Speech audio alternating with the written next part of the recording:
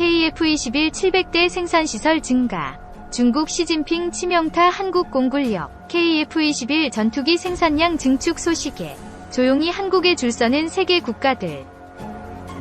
현대의 무기들은 다양한 첨단 부품과 장비가 탑재되어 그 정교함이 이루 말할 데가 없다. 그리고 이를 제작하는 과정에서 발생하는 아주 작은 오류 하나로도 현장에서 장비의 오작동을 야기하거나 심지어 대형 인명사고로 이어질 가능성이 있는 만큼 상당한 관심과 집중이 필요하다. 그리고 이 제작 과정에서 인간보다 더 정교하고 정확하게 작업하는 로봇을 도입한 국가가 바로 한국이다. 심지어 전 세계 전투기 업계의 정점인 록히드 마틴도 이러한 조립시설이 없다고 하는데 어떻게 된 일일까? 전투기는 다른 무기들보다도 첨단 장비가 대거 탑재되는 복잡한 병기이다. KF-21의 경우 기체 내의 전선 길이만 32km에 달하며 조립을 위해 동체, 날개에만 뚫어야 할 구멍이 1만 7천여 개이며 내부까지 포함하면 수만 개에 달한다고 한다. 로봇과 자동화는 이러한 정교함과 많은 시간이 필요한 작업을 정확하고 빠르게 해낼 수 있는 것이다. 이러한 자동화 공정은 세계 항공기 시장에서 가장 높은 고지에 위치한 미국의 록히드 마틴 역시 갖추지 못했다고 한다. 그리고 여기에 사용된 세계 최고 수준의 대형 로봇 드릴링 시스템과 자동화 장비는 모두 국내에서 개발되었다고 한다. 물론 그럼에도 전투기는 여전히 가장 복잡하고 정교한 무기이다. 여전히 후반부 조립과 드릴링 작업 외에는 제작 과정의 90% 가까이는 사람의 손으로 제작해야 한다. 대신 로봇팔을 통한 드릴링으로 사람이 직접 할 경우 154초가 걸릴 작업을 25초로 단축했으며 후반 최종 조립 과정 역시 자동화 시스템을 통해 0.001인치의 오차 범위로 조립하며 시간 역시 80% 가까이 단축했다.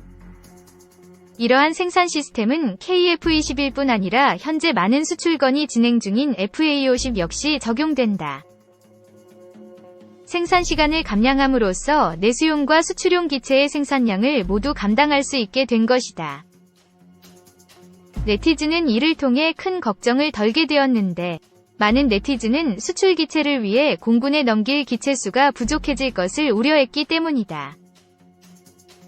한 네티즌은 공군 수주 먼저 맞춘 뒤에 수출건으로 넘어가자 라는 반응을 보이기도 했다. 이 FA-50으로 열린 수출 하늘길로 KF-21 LAH 날아오른다.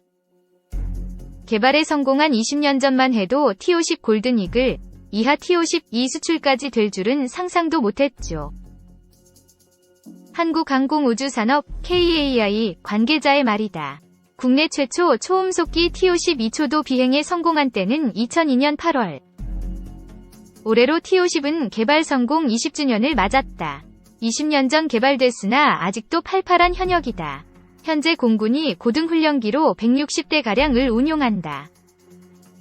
최근에는 수출 효자가 됐다. T-50에 무장을 탑재한 경공격기 FA-52 폴란드에 팔렸다. 러시아의 우크라이나 침공으로 동유럽 지역 군사적 긴장이 고조되자 폴란드가 FA-50을 구입해 군비 확충에 나선 것. KAI는 9월 16일 폴란드와 FA-50 48대 수출 계약을 맺었다. 구매 비용은 30억 달러, 4조 1,490억 원. 군용 전투기 수출 실적 최대 기록이다. 추가 수출 가능성도 보인다. 2013년 FA-50을 도입한 필리핀이 추가 구매를 검토 중인 것으로 알려졌다. 말레이시아도 FA-50을 사들일 계획인 것으로 보인다. 말레이시아 군사매체 디펜스 시큐리티 아시아는 말레이시아 공군이 KAI위 FA-50 36대를 도입할 계획이라고 보도했다. KAI위 호황은 당분간 계속될 것으로 보인다. 방위산업계 관계자들은 최근 동유럽은 물론 동남아시아, 아프리카, 중동 등 다양한 지역에서 한국의 비행무기에 관심을 갖고 있다고 입을 모았다. 현재 개발 중인 차세대 전투기 KF-21이 대표적이다. 아직 개발이 끝나지 않았지만 폴란드와 필리핀은 벌써부터 KF-21 도입 카드를 만지작거리고 있다. 수리온, LAH 등 KAI가 개발한 헬기도 외국 군대의 관심을 받고 있다. 가장 먼저 도착한 곳은 FA-50, KF-21 시제기 생산을 맡은 고정익동이다. 고정익기는 날개가 고정된 비행기를 말한다. 헬기 등 날개가 회전하는 회전익기를 제외하면 대부분의 비행기는 고정익기다. 이곳에서 조립 중인 T-50을 만날 수 있었다.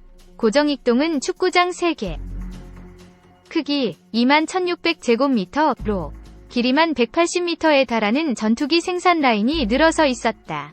이곳 중 2개의 생산 라인에서 총 8대의 T-50을 조립하고 있었다. KAI와 협력업체들이 비행기 동체의 각 부품을 만들어 납품하면 KAI가 이를 모아 조립한다. 비행기 조립 과정은 프라모델 조립 과정과 흡사했다. 각 동체 부품을 하나씩 자리에 맞게 끼워 넣는 방식이다. KAI에서 개발하는 초음속기는 모두 용접 대신 볼트와 리벳, 나사 부품을 박아 각 부위를 연결한다. T-52 동체 길이는 약 14m. 여기에 4,000개에 달하는 구멍이 뚫린다. 동체의 구멍을 뚫는 일은 대형 로봇 드릴링 시스템, LRDS이 담당한다. LRDS는 큰 관문처럼 생겼다. 이 기계가 동체를 둘러싸고 정확한 부분에 구멍을 뚫는다. KAI 관계자는 초음속기는 용접으로 만들지 못한다. 면서 무게를 줄이기 위해 금속 외에 다양한 재료를 활용하기 때문이라고 설명했다. LRDS 덕분에 비행기 제작 속도는 비약적으로 빨라졌다. LRDS 도입 전에는 구멍 하나 뚫는 데 3분가량 소요됐다. 이제는 25초 만에 동체의 구멍을 뚫을 수 있다. 한 번에 여러 곳에 구멍을 뚫을 수도 있다. 앞서의 관계자는 비행기가 경량화되며 탄소 섬유 등 강성이 높은 소재가 쓰이게 됐다며 이 같은 소재는 사람이 직접 구멍을 뚫기 어렵다고 말했다. 이렇게 전방, 중항, 후방 동체 조립 준비가 마무리되면 이를 연결하는 메이팅 작업을 시작한다. 메이팅에는 동체 자동 체결 시스템 FASS를 사용한다. 컴퓨터가 동체 간 접합 부위를 확인하고 주요 접합 부위를 레이저로 정확히 측정해 붙인다. 조립 후 원MM 라도. 빈틈이 생기면 비행기 운동 성능에 문제가 생기기 때문 FASS를 사용해 접합하면 오차 발생 범위는 0.025mm, A4 용지 두께의 4분의 1 수준이다. T-50 개발 초기인 20여 년 전만 해도 이 공정을 사람이 담당했다. 미세 공정이라 수정을 거치는 일이 허다했다. 조립 한 번에 며칠씩 걸리는 일도 부지기수였다. KAI 관계자는 자동화를 통해 생산 속도가 매우 빨라졌다. 며 고정익 생산 역량을 종합하면 이론적으로 FA-50을 4일에 1대씩 생산해낼 수 있다. 고 설명했다. 동체 조립 후 내부 전선망, 공조 연료 공급 체계를 설치하는 일은 사람이 한다. 외형을 갖춘 후면 내부 부품을 사람이 직접 설치하는 방식이다. 이 공정이 끝나고 마지막으로 엔진을 넣으면 조립 공정은 완전히 끝난다. 이후 최종 확인 단계인 엔진런을 거친다. 엔진을 가동한 상태에서 모든 기능이 정상적으로 이뤄지는지 확인하는 작업이다. 엔진런까지 마치면 도색과 시험 비행을 거쳐 최종 출고된다.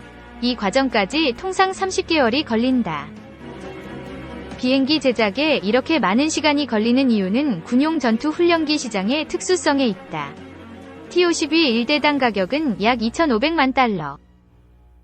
한국 돈으로 350억 원에 달한다. T-50을 개조한 기체, 전술입문기 T-502, 특수비행기 T-50B, 경공격기 FA-50V 가격은 더 높다. 가격대가 워낙 높다 보니 재고가 생겨서는 안 되는 구조다. KAI는 주문을 받고 나서야 비행기 제작에 돌입한다. 주문한 수량은 각 나라군마다 다르다. 따라서 매번 주문을 받을 때마다 공장이 주로 생산하는 기체가 바뀌게 된다. 즉, 전 공장이 FA-50만 생산한다면 이론적으로 4일에 1대씩 새 비행기를 만들 수 있으나 통상적으로는 FA-50 1대 생산에 30개월이 걸리는 것이다. 이날 고정익동도 다양한 비행기를 생산하고 있었다. FA50은 물론 KF21의 부품 및 날개를 조립하는 곳도 있었다. KAI가 면허 생산하는 KF16의 부품도 간혹 보였다. KAI 고정익 공장은 자동차 공장과는 전혀 달랐다. 자동차 조립 공장에서는 컨베이어 벨트 등을 통해 작업자들의 눈앞으로 차량 동체가 옮겨진다. 작업자는 한자리에 머물며 자신이 맡은 부분을 조립한다. 또한 로봇팔이 부품이 무겁거나 작업이 어려운 공정을 대신한다. KAI 근로자들은 비행기 내부로 들어가 하나하나 손으로 비행기를 조립했다. 조립을 마친 동체를 직접 이동시키기도 한다. KAI 관계자는 주문 제작 방식인 만큼 공장의 구조가 자주 바뀌는 편이라며 컨베이어 벨트나 로봇팔 등 자동 생산 시설을 갖추면 공장 구조 변경이 어려워 일부러 설치하지 않았다고 설명했다. 이날 고정익동에서 가장 많이 제작되고 있는 비행기는 T-50 계열 기종인 FA50이었다.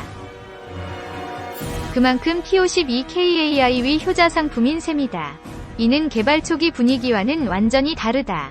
T-50은 개발 기간 내내 천덕꾸러기 신세를 면치 못했다. 왜 생돈을 들여가며 초음속기, 그것도 훈련기를 개발하느냐는 반발에 부딪혔다. 그도 그럴 것이 해외 훈련기를 도입하는 편이 훨씬 저렴했다.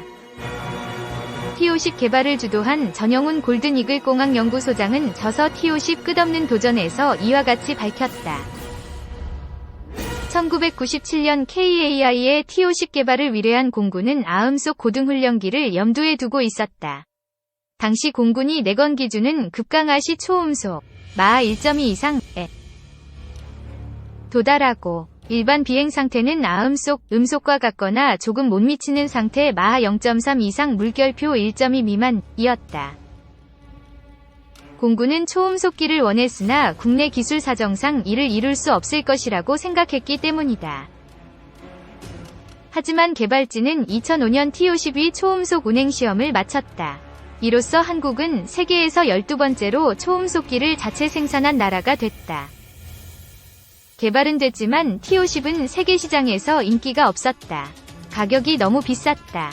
경쟁기인 아킬 302 가격은 1대당 1,500만 달러. 반면 T-50은 1대당 가격이 2,500만 달러였다. 물론 성능은 T-52이 훨씬 좋았다.